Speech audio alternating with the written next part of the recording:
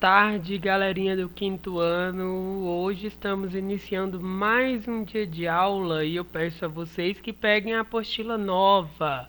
Isso mesmo, a apostila nova que estaremos iniciando hoje um novo capítulo, tá bom? É o volume 4 da apostila de vocês e iniciaremos falando sobre o capítulo 6, fontes de energia, e logo mais à frente nós iremos falar sobre o capítulo 7, a evolução dos meios de transporte e comunicação.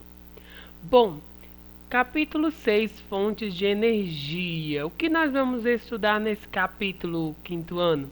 Nesse capítulo nós vamos estudar o que são fontes de energia, né?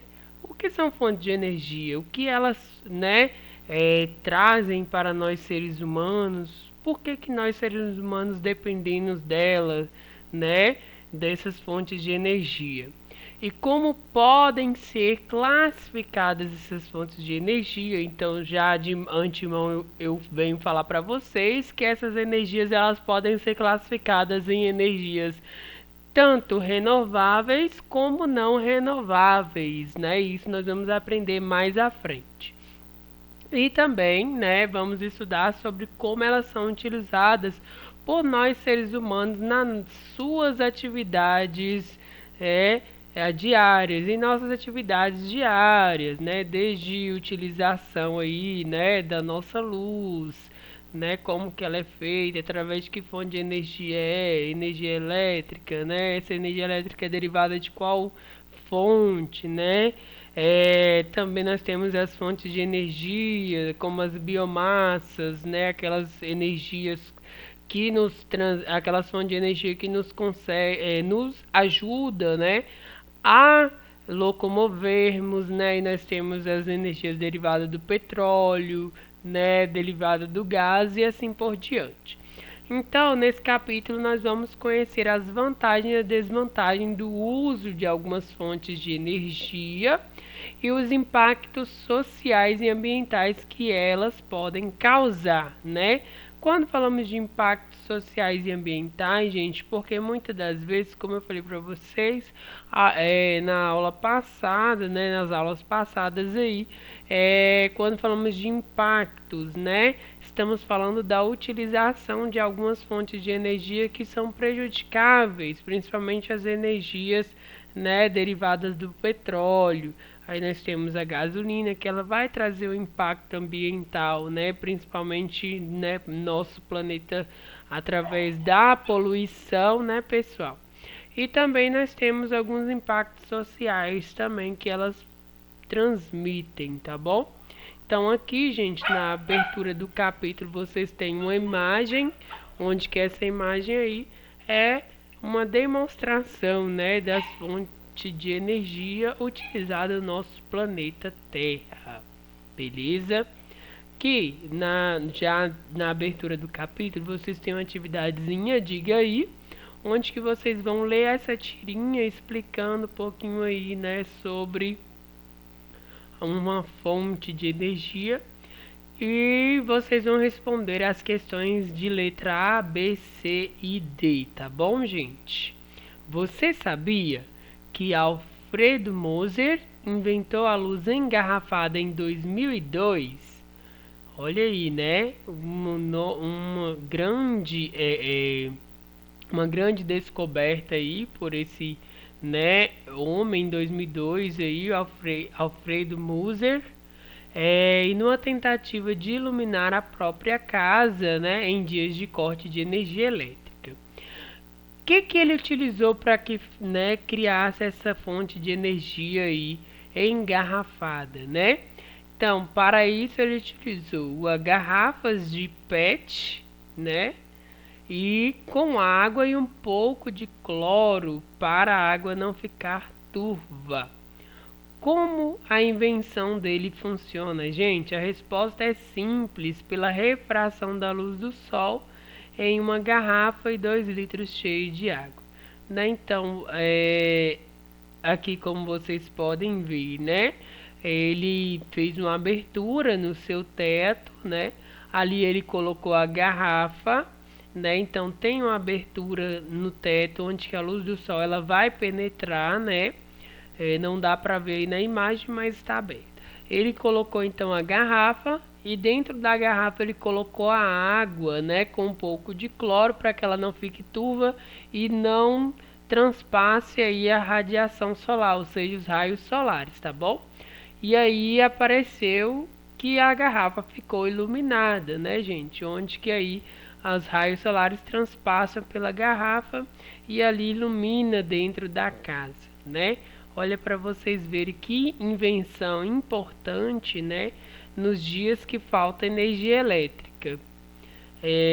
Fica aí para vocês, né? Uma dica bastante interessante. Lógico que tem que fazer uma abertura no teto para que o sol, né, ele transpasse aí dentro da garrafa, os raios solares.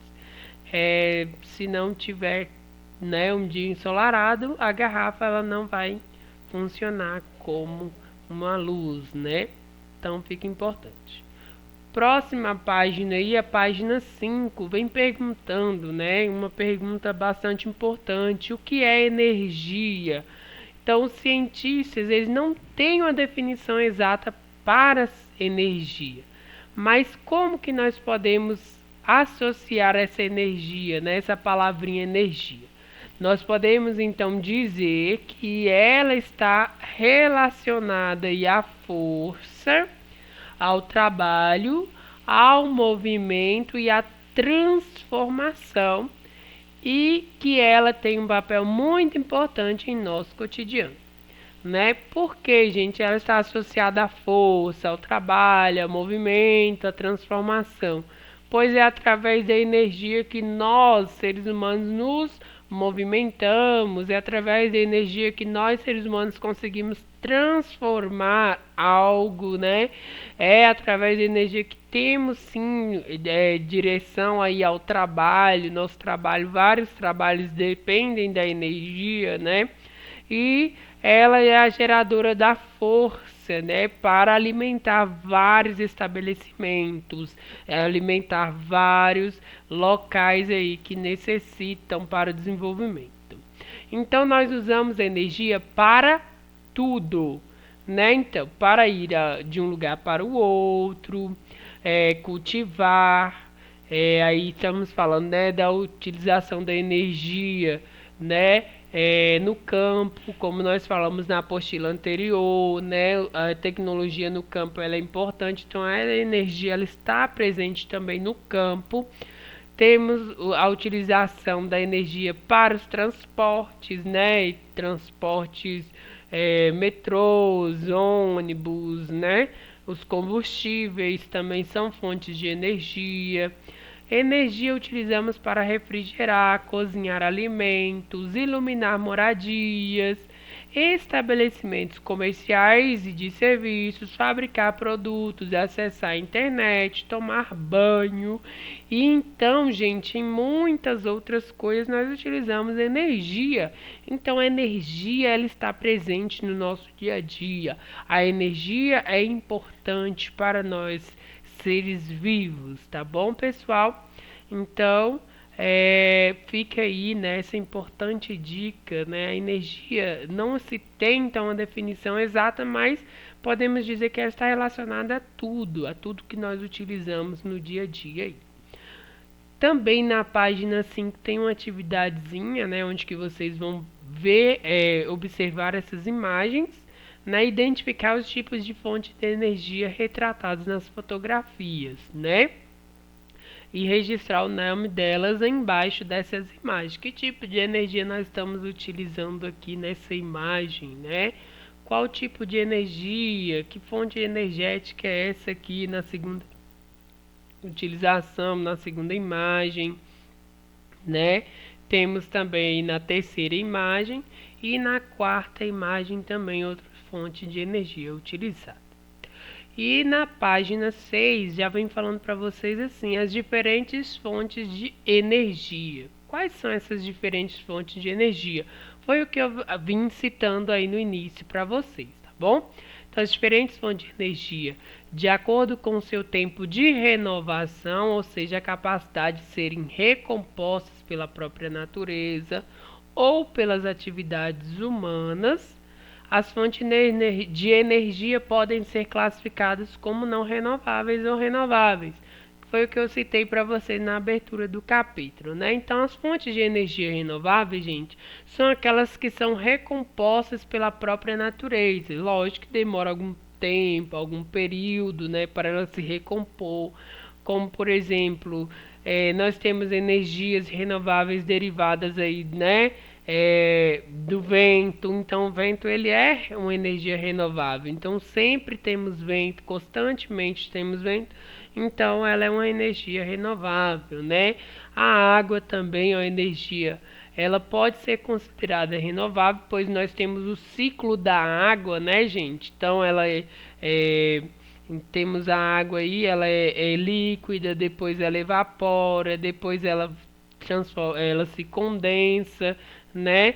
Fica sólida através do gelo e depois ela se transforma em líquida de novo. Então aí ela sempre está em constante renovação, vem chuva, né? Forma de chuva. E nós temos aquelas fontes de energia não renováveis.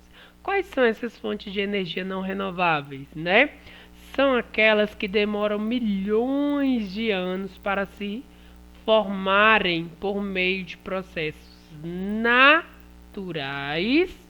Por isso, a disponibilidade para o consumo é finita e limitada, né? Então, sempre vai ser limitado, sempre vai ser finito, né? Então, aquela tipo de energia renovável que você utiliza, não renovável que você utiliza, tem que ser utilizado moderadamente, né? Pois ela demora milhões e milhões de anos para serem reformadas novamente, né? Para depois ser utilizada. Então, já pensou, gente?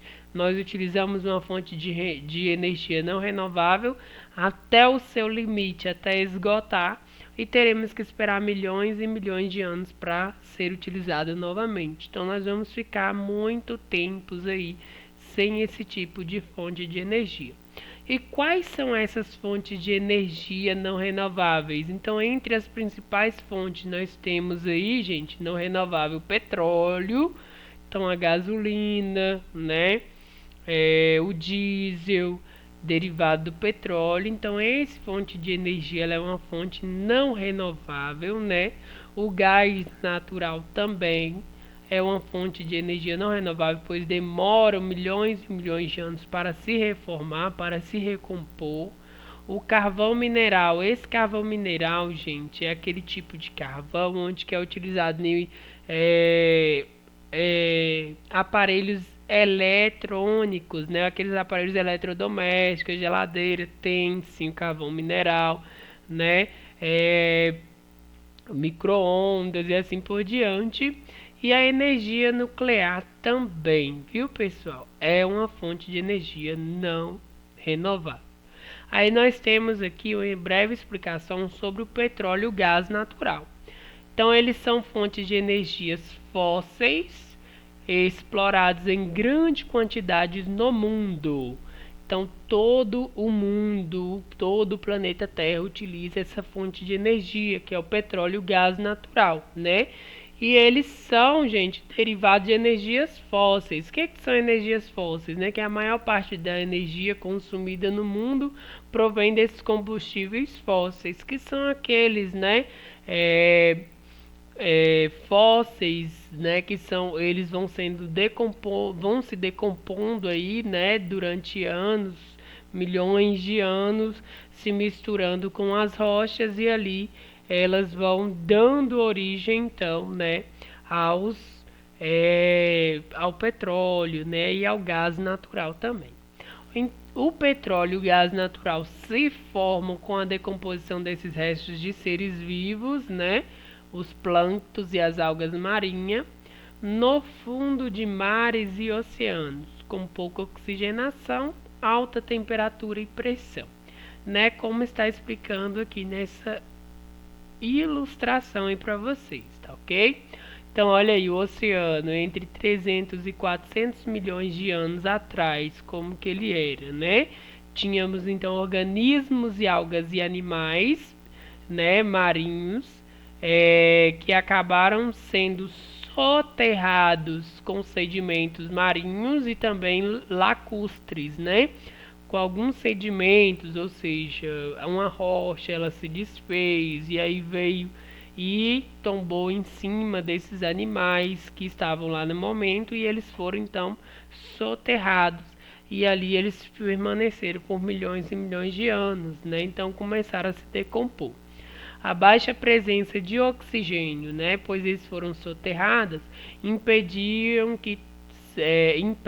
que sejam totalmente decompostos, né? Então ainda há, né, presenças aí de restos desses animais.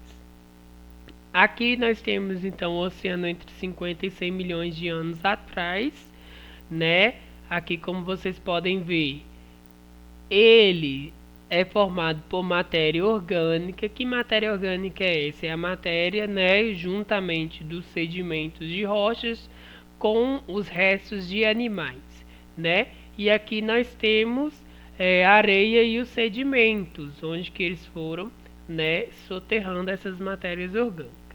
E com o passar de tempo, reações químicas ocorrem em um ambiente com elevadas temperaturas e pressões, transformando parte da matéria orgânica soterrada em compostos de hidrogênio e carbono, denominados hidrocarbonetos, que são materiais combustíveis do petróleo e do gás, né, gente? Então, através desse soterramento, né, dessa decomposição dessas matérias orgânicas, juntamente com o hidrogênio e o carbono, formando então os hidrocarbonetos, é que dão origem aí na terceira imagem, né, como vocês podem ver, aos depósitos de petróleo e de gás, tá bom? Aqui nós temos então areia e sedimentos de rocha, que são a grande camada de areia e sedimentos de rocha em cima, e nós vamos achar os depósitos de petróleo e gás lá no fundo, bem no fundo, onde que é necessário então altas. Por que bem no fundo, gente? Devido às temperaturas, né? As altas temperaturas, né? Que fazem com que essas matérias orgânicas decompostas, elas vão sofrendo processos aí de transformações até virar esses depósitos de petróleo, ok? Então, as altas temperaturas das rochas mais profundas forçam o deslocamento dos hidrocarbonetos, né? Que são os hidrocarbonetos? Junção das matérias orgânicas com o hidrogênio e o carbono, para as camadas mais permeáveis até encontrarem camadas impermeáveis, onde ficam aprisionados. E aí, quando eles ficam aprisionados, entram em contato com essas altas temperaturas, lá no profundo das rochas, bem abaixo mesmo, elas então se transformam aí em depósitos de petróleo e gás. Ok, pessoal? Hoje eu vou deixar para vocês aí até a página 6 e depois nós voltamos corrigindo as atividades e falando também sobre o restante da página 7, ainda sobre o petróleo e carvão mineral. Beleza? Um abraço para vocês e até a próxima e tchau, tchau.